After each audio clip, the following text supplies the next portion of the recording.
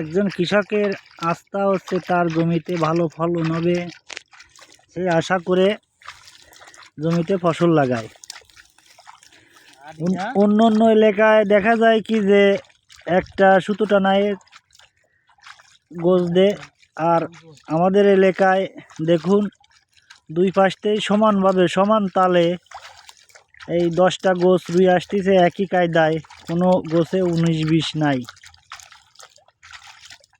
আমাদের এই বাগেরহাট জেলা ফকিরহাট থানা নলদামবক ইউনিয়নে ধর্মবক গ্রামের এক ছেলে রুচ্ছে, এই যে নাম লিটন।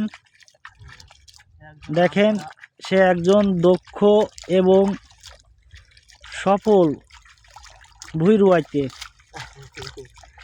তার ভুঁই রোয়া কাজে কোনো খুঁত পাবেন না,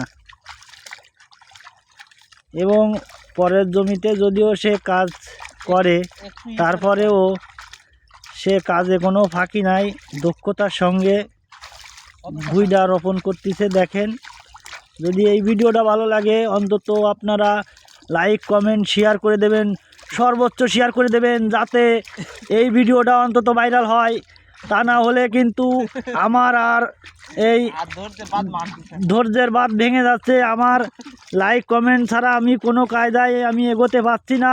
প্রিয় দর্শক, আপনাদের কাছে দুইটি হাত ধরি, পাও ধরি, অনুরোধ করি, আপনারা প্লিজ প্লিজ প্লিজ এই ভিডিওটা শেয়ার কমেন্ট করে দেবেন। ধন্যবাদ সবাইকে, ভালো থাকবেন।